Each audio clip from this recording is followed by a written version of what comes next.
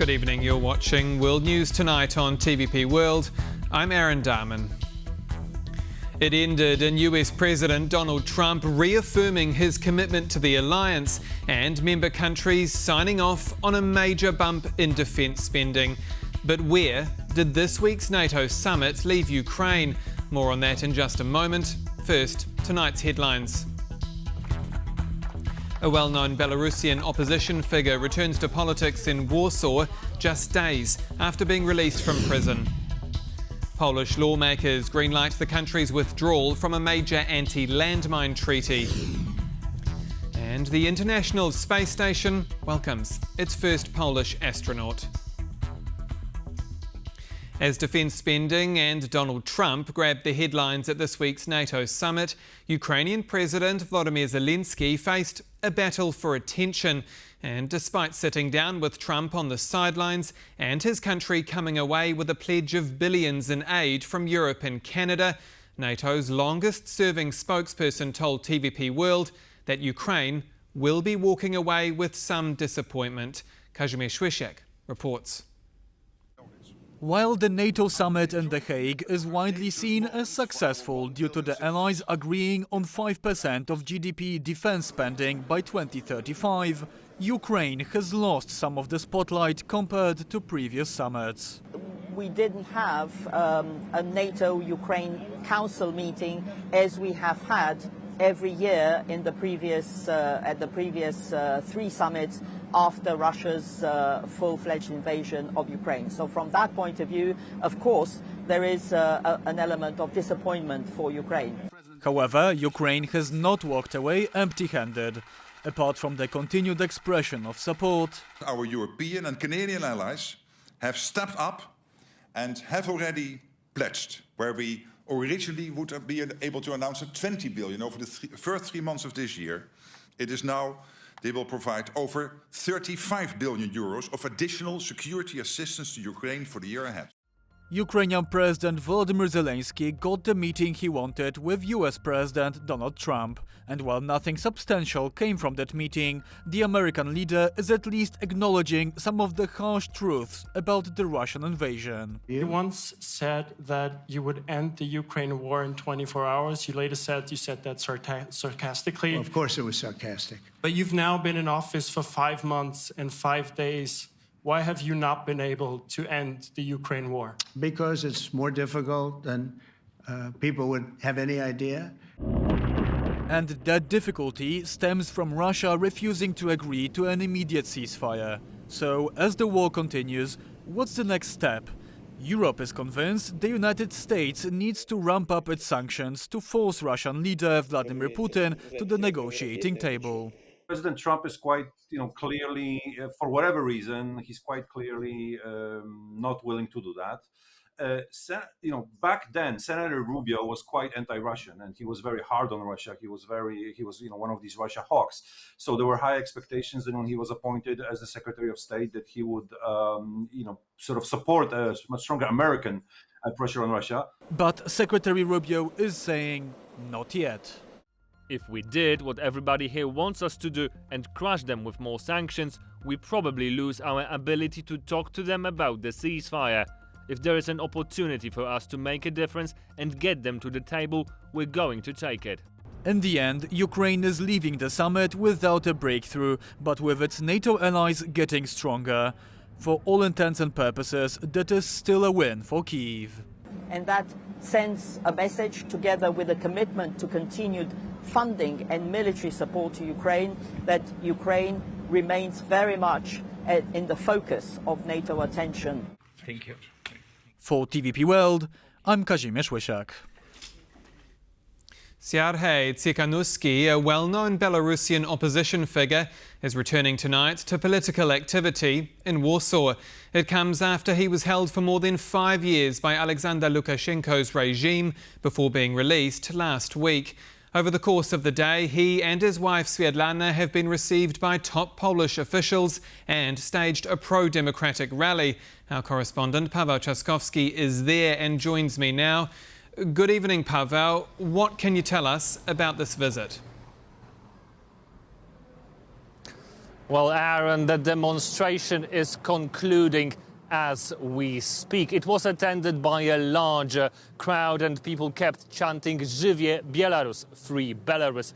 Many of the people who came to this demonstration had their faces obscured. They were wearing masks, balaclavas, scarves, sunglasses, everything that could hide their identity and therefore protect them from the repressions of the Lukashenko regime, the regime that as you rightly put Siarhei Tsikhanouski for 5 years in prison. Today, he, along with his wife Swietlana, were received by the Polish President Andrzej Duda and Polish Foreign Minister Radosław Sikorski, and now they are concluding the rally held in the city centre of Warsaw. Tsikhanouski's story deserves an explanation of its own, and this is why I would like you to hear this report.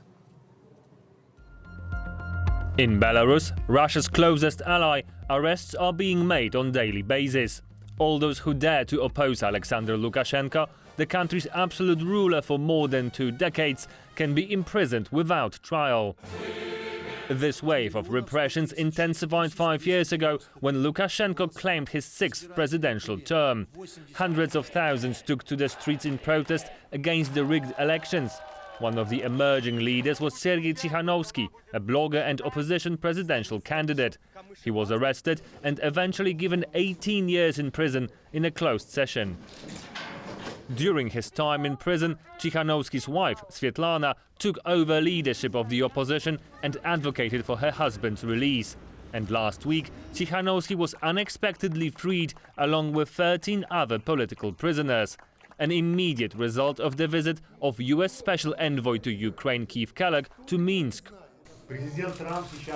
President Trump now has such power that he can with one word free all political prisoners in Belarus. And I ask him to say this word. More than 1,100 political prisoners are still detained in Belarus, including Polish journalist Andrzej Poczobut. More are arrested every day. And this is why Tsikhanouski, just the day after his release, vowed to continue his fight for free Belarus.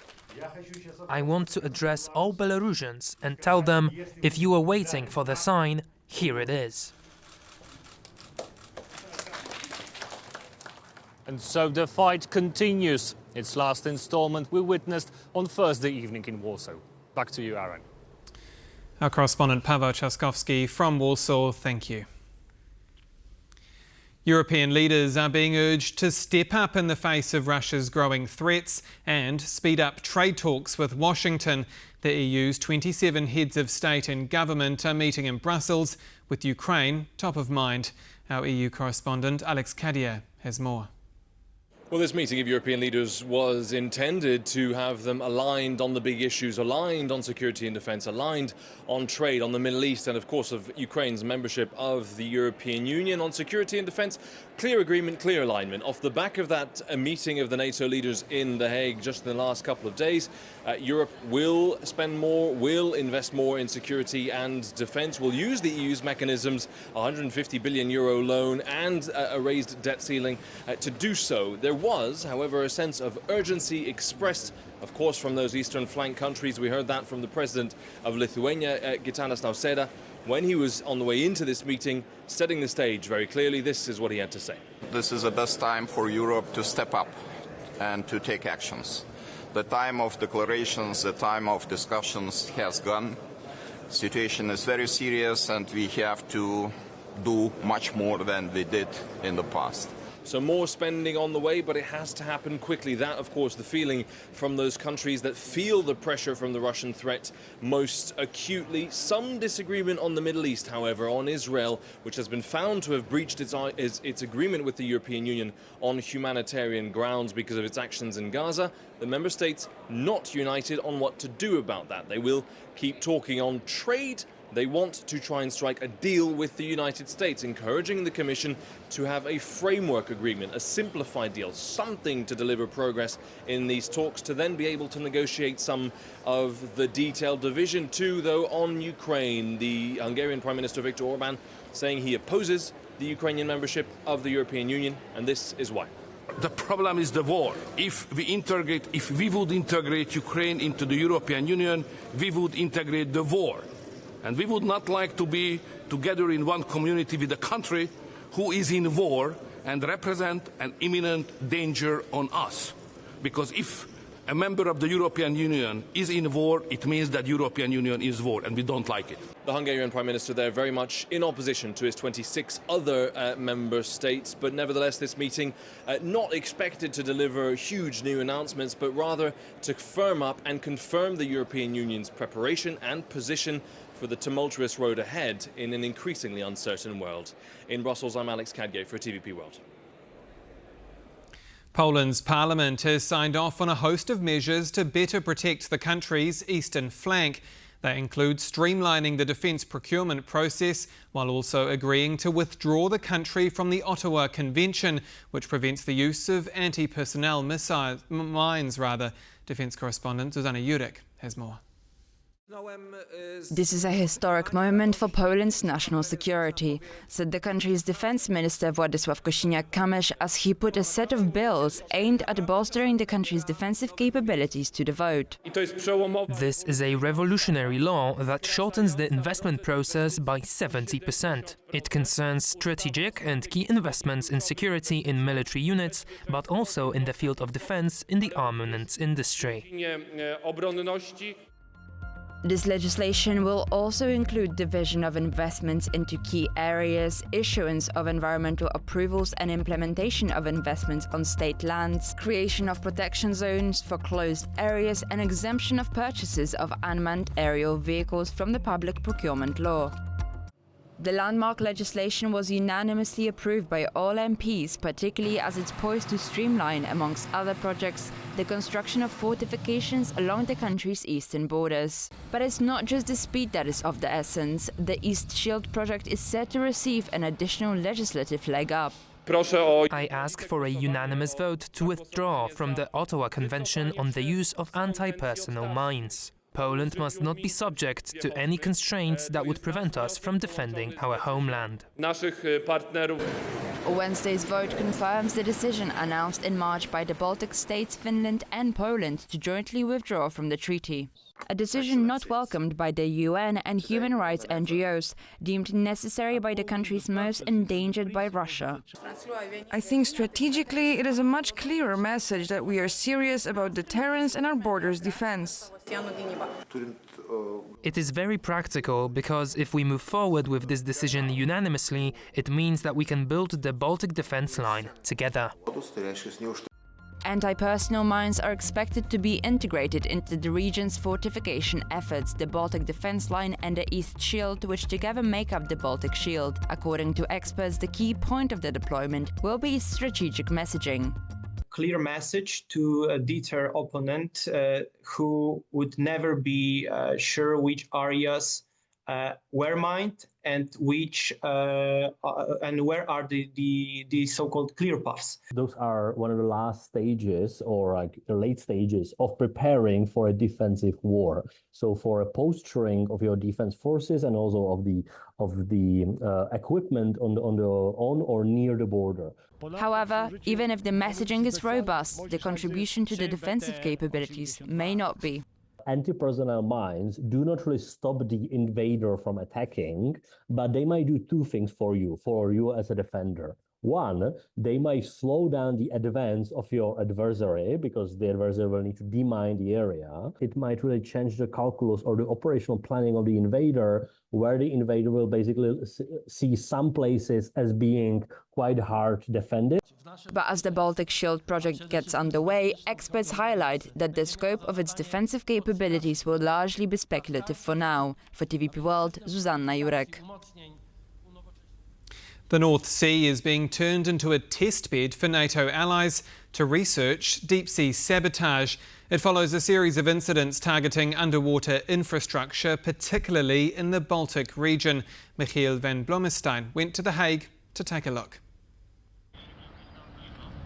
This submarine may be small and yellow, but it does not feature in a Beatles song. If everything goes well, this sea drone will play a part in detecting underwater sabotage actions. It is one of the experiments being conducted off the coast of the Netherlands in an effort to increase the security of underwater infrastructure. Here in the harbour we do demonstrations where companies can show their products, and then we invite the military people to actually look at it and see what it can do. Especially when the product is not that mature, then we do it over here. But we also have a big testing area outside at sea, 10 by 10 nautical miles. CSEC, founded by several countries bordering the North Sea, aims to devise new technology as well as adapt and apply existing civilian technology for the protection of underwater infrastructure. It has in recent months drawn the interest of countries outside of the initial founding bloc, especially from the Baltic Sea region. CSEC will become a NATO innovation range, a pilot, and that means that all NATO allies and the countries that are part of NATO can use this experimentation center. The Baltic Sea specifically has recently seen a number of incidents in which underwater infrastructure was damaged. The 2023 damaging of the Baltic connector gas pipeline by a Chinese ship between Finland and Estonia is suspected to have been intentional. Last year's suspected sabotage of the Estlink 2 data cable also raised alarms across the Baltic Sea region, and repairs are still ongoing.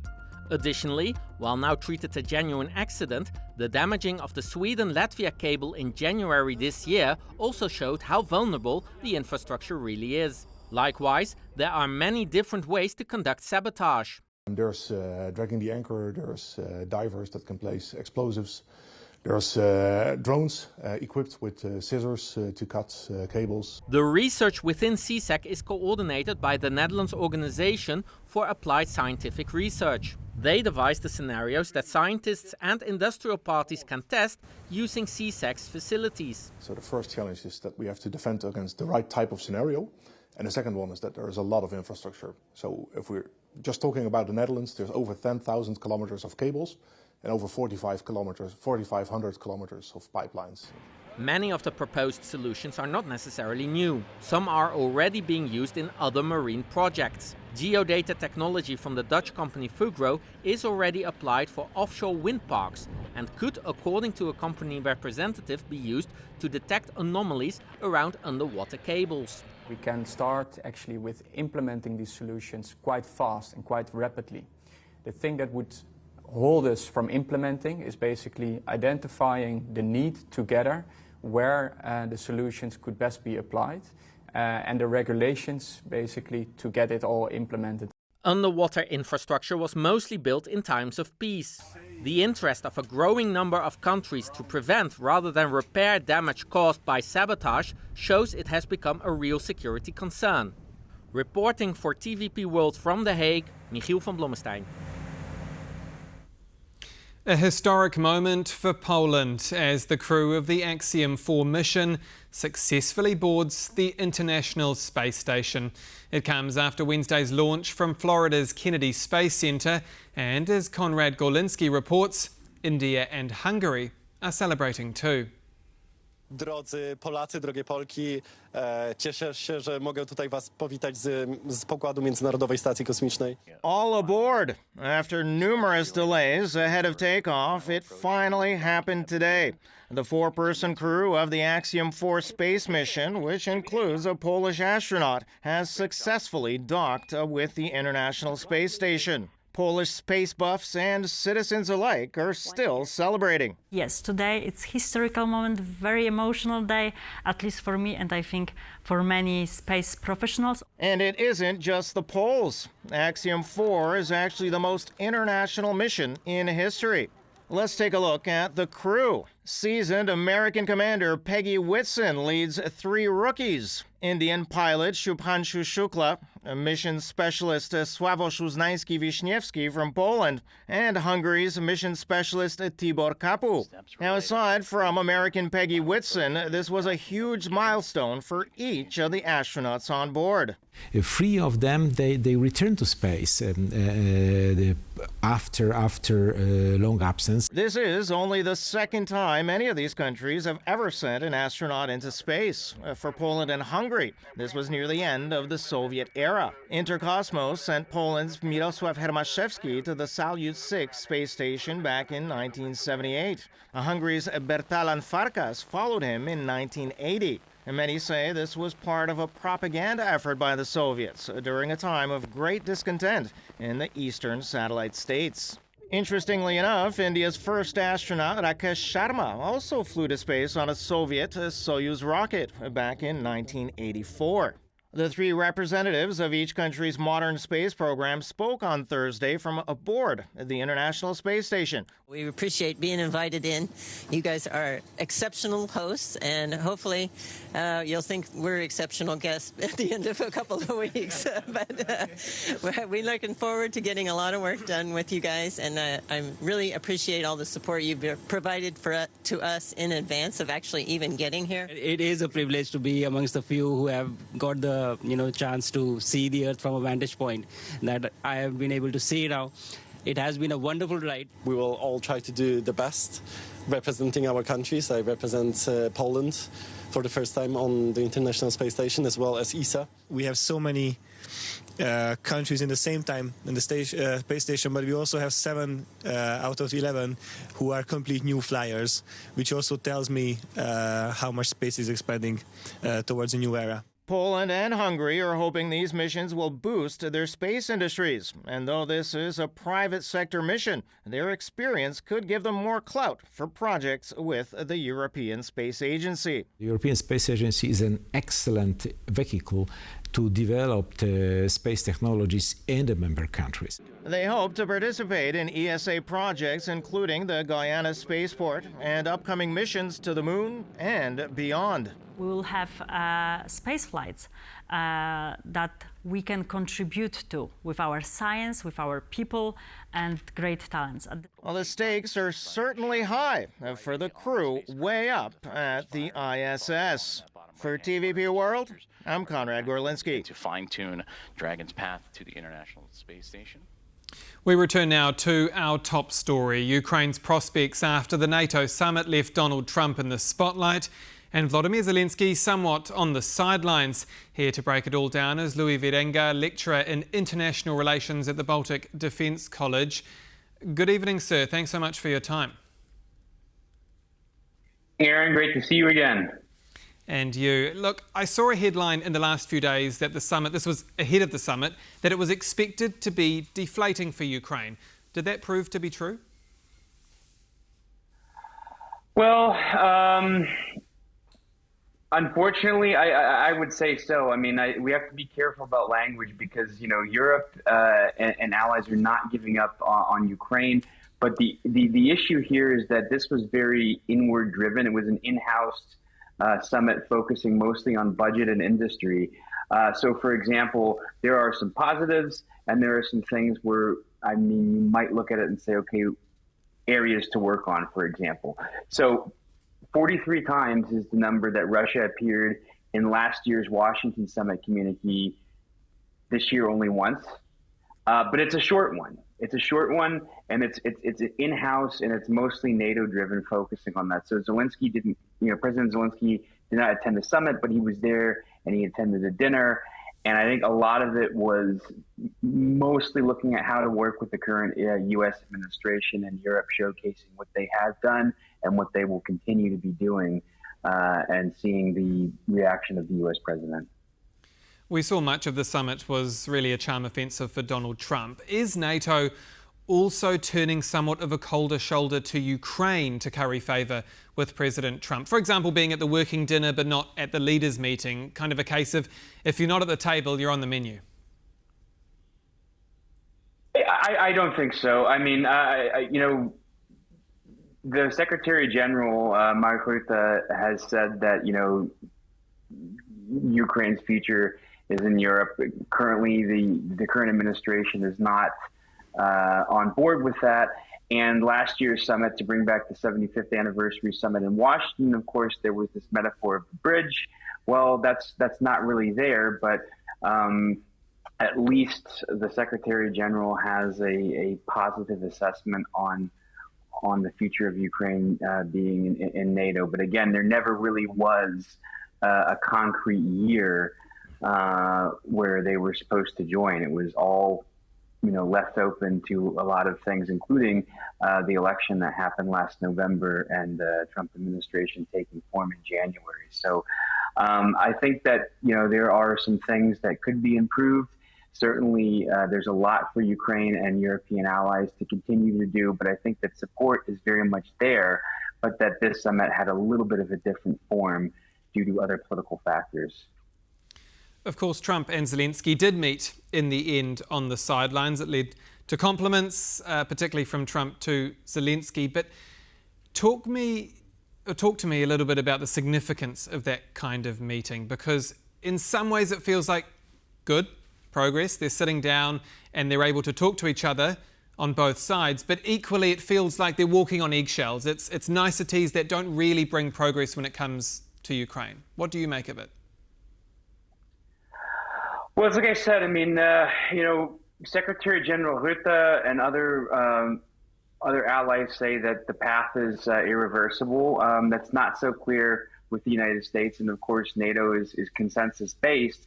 So I think that right now, with a lot of the global attention shift that the U.S. has kind of reverted to, and this is all fairly recent. If you walk back a couple of months from the Munich Security Forum to basically now, you have the so-called peace talks between Russia and the United States. You have the sort of real strategic interest of the U.S. to move to the Indo-Pacific, which this is now going to make things more complicated because of very, very recent events in the Middle East. So, of course, President Zelensky is making sure to speak with President Trump, and this meeting was better than the meeting in the Oval Office for sure. And I think that right now this is an exercise in diplomatic strength, and it's pacing because there are a lot of known unknowns right now, including if and how the war is going to end. And I think that there is some very, you can look at the summit and look at negative things, but you can also look at positive things. So, for example, a lot of reports have said that President Trump was ambiguous on Russia, but when he was asked during the press conference, does Russia have territorial ambitions, he said that it's possible. So I think that this is just going to be a continuation, and we'll see what happens at the summit next year in Turkey. But it's going to be a long year in between for Ukraine and for allies as well. You make a good point there, Donald Trump and America signing up to that ironclad commitment to Article 5. This summit definitely gave the impression that the NATO alliance was closer together than perhaps it was suspected beforehand. Can I ask you about the eastern flank, the likes of Poland, the Baltics? Do they have any more reason to be reassured after this meeting at The Hague? Yes, because the U.S. president left happy. There's 5 points from the summit communique. It's one of the shortest ever. The first point reaffirms Article 5. The second point, and by the way, NATO documents, every comma, every period, every word, including the sequence of these things, has to be agreed upon by all 32 allies. So when those words, as they are, appear in the summit communique, that is alliance cohesion. So it is a very positive sign that the United States has been very publicly, positive about the U.S. administration has been publicly positive about this. So, point 3, allies reaffirm their enduring sovereign commitments to provide support to Ukraine. And the countries in NATO's northeastern flank are the ones who spend this money. They're the ones who are gearing up to deter Russia. And, they're the ones who are going to arguably have the ear of the president, because they have been allies that have spent this money and are taking defense not just very seriously, but very seriously, and some. And, the only European allied countries with public finances which really actually allow for the 5% target are, the Nordic Baltic 8, Poland, and Germany. And you see this Weimar Triangle NB8 multilateral format inside of NATO. These are the countries that are really on the front lines preparing for a time frame that is somewhere between, 5 to 6 years. And if it's 5 to 6 years, you know, the assessment was it used to be 7 years that Russia could reconstitute if they leave Ukraine fully. Now it's down to 5, which means we should train like it's 2. Louis Veding, lecturer in international relations at the Baltic Defence College. Always a pleasure. Thanks for your time. And have a great evening. And that's all for World News tonight. Do stay with us here on TVP World. I'm Aaron Darman. Good night.